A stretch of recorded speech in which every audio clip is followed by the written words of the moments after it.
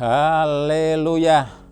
Selamat pagi dan selamat ketemu kembali dengan saya dalam acara Sarapan Pagi, Sarapan Firman Tuhan GPDI Situbondo. Saudara-saudara yang dikasihi Tuhan, judul Sarapan Pagi yang akan saya sampaikan pada pagi hari ini adalah visi anak-anak Tuhan. Apa yang disebut visi? Visi adalah pandangan jauh. Jauh, saudara-saudara. Anak-anak Tuhan harus punya visi. Kenapa kita harus punya visi?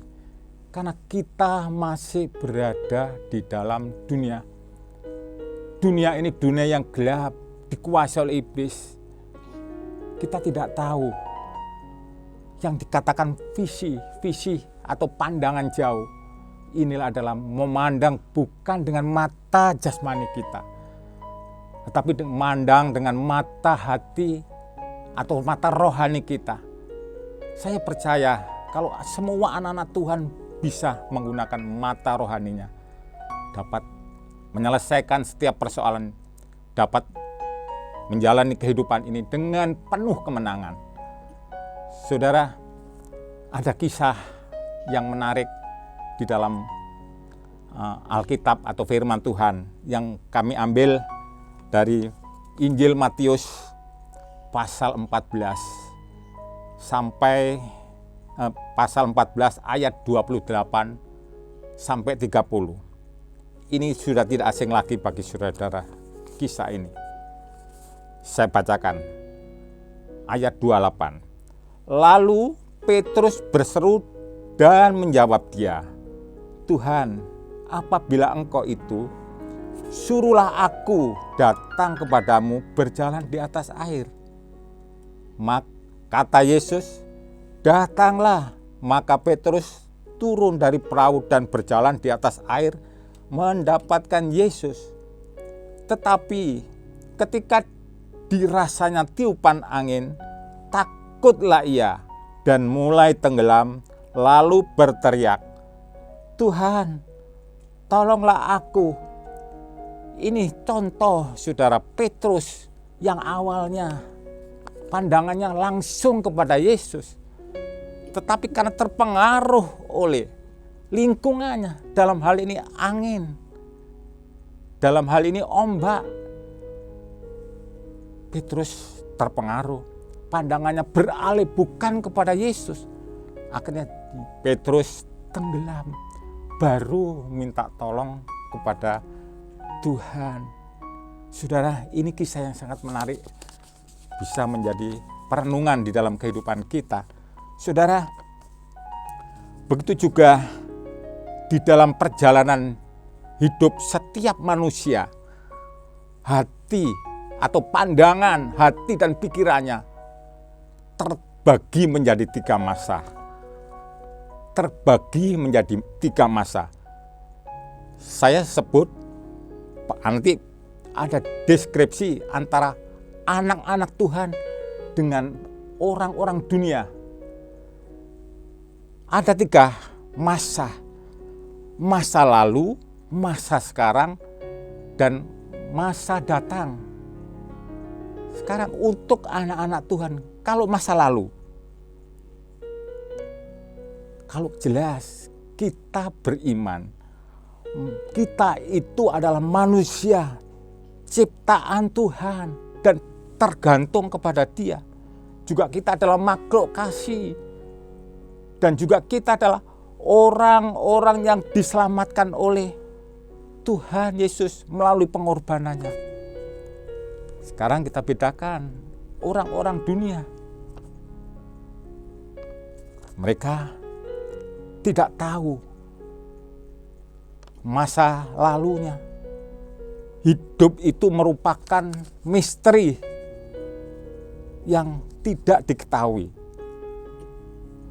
Tidak tahu asal-usulnya, kemana tujuan hidupnya. Mungkin saudara-saudara pernah mendengar teori Darwin. Inilah salah satu teori yang menyesatkan. Masa manusia berasal dari hewan atau hasil evolusi daripada, saya tidak menyebut, tapi ini pengertian yang sangat-sangat menyesatkan. Ini masa lalu. Sekarang saya tunjukkan juga yang masa kini, masa sekarang. Anak-anak Tuhan itu pandangannya harus tetap bersyukur untuk apa yang ada hari ini, mensyukuri semua yang terjadi. Ada firman Tuhan dikatakan di sana. Terus yang selanjutnya, kalau anak Tuhan juga masa kini harus selalu rindu untuk dipenuhi dengan roh.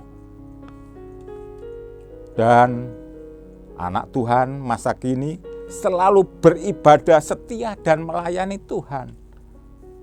Selebihnya anak Tuhan itu harus terus belajar dan belajar untuk memperkuat imannya, belajar firman Tuhan. Tetapi apa yang ada di anak-anak dunia?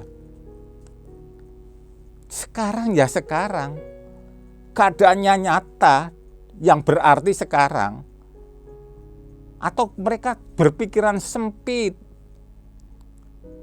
Coba kita lihat Yesaya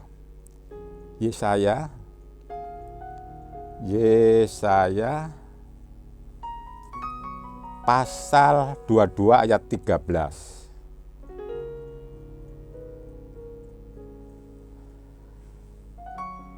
Tetapi lihat, di tengah-tengah mereka ada kegirangan dan sukacita, membantai lembu dan menyembelih domba, makan daging dan minum anggur, sambil berseru, marilah kita makan dan minum, sebab besok kita mati.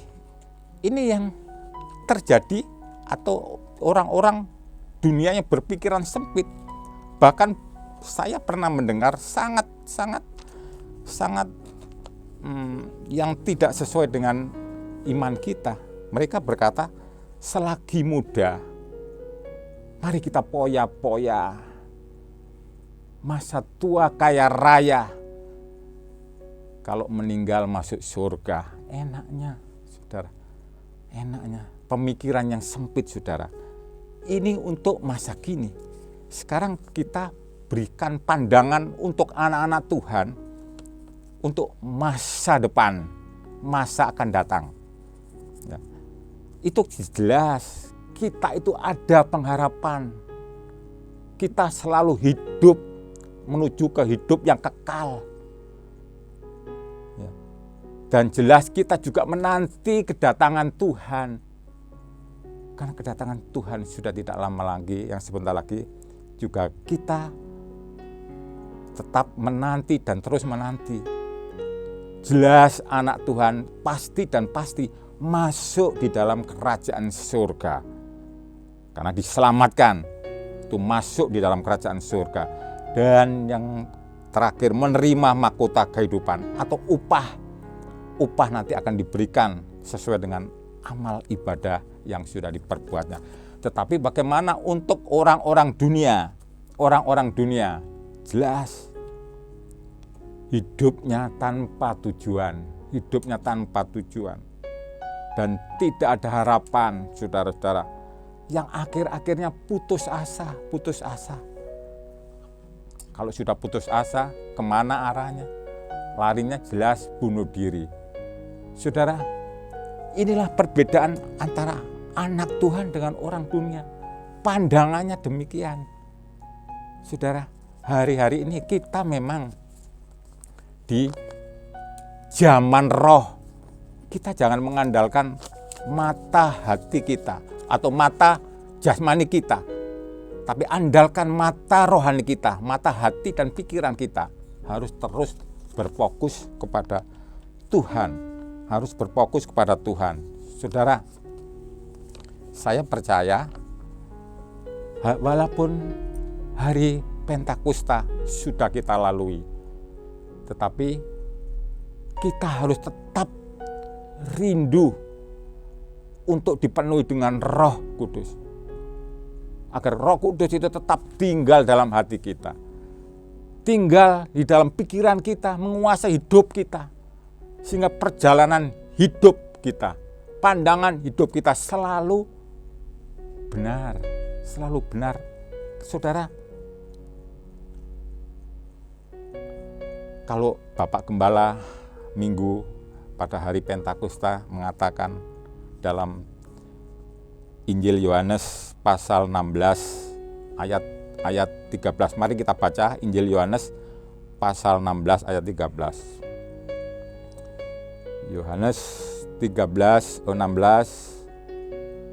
ayat yang ke-13.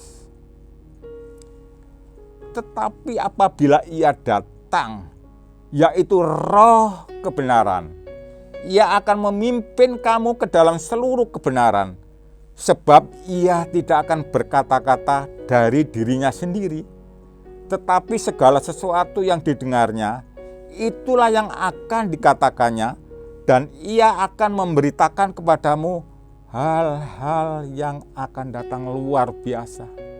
Saudara, kalau kita memandang kepada hal-hal yang benar, perjalanan hidup kita akan sampai ke surga.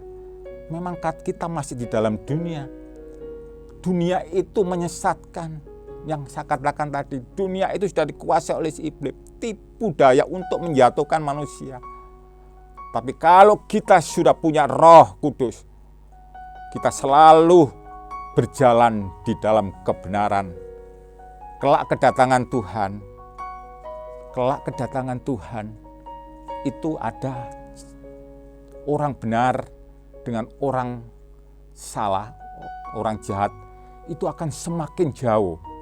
Kita sebagai orang-orang benar, kita lihat di dalam Wahyu pasal 22 ayat yang ke-11. Barang siapa yang berbuat jahat, biarlah ia terus berbuat jahat. Barang siapa yang cemar, biarlah ia terus cemar. Dan barang siapa yang benar, biarlah ia terus berbuat kebenaran. Barang siapa yang kudus, biarlah ia terus menguduskan dirinya. Kalau kita lihat perikop dari Wahyu ini, dari pasal 22 ini, kedatangan Tuhan Yesus. Jadi orang benar akan terus semakin benar. Oleh sebab itu, saya percaya gereja kita, anak-anak Tuhan kita, anak-anak Tuhan di gereja kita akan terus melakukan kebenaran, atau memang dibenarkan oleh karena penebusan Yesus, akan terus berbuat benar dan tumbuh imannya, tumbuh kerohaniannya, dan terus akan memandang menuju kepada Yesus, bukan yang lain. Sehingga gereja kita GPD Situbondo akan menjadi gereja yang sempurna. Ini yang kita rindukan. Kalau menjadi gereja yang sempurna, akan pada gilirannya akan menjadi gereja yang diberkati. Bukan hanya gereja kita, bisa untuk memberkati kota Situbondo yang tercinta ini. Di mana kita tinggal, saudara.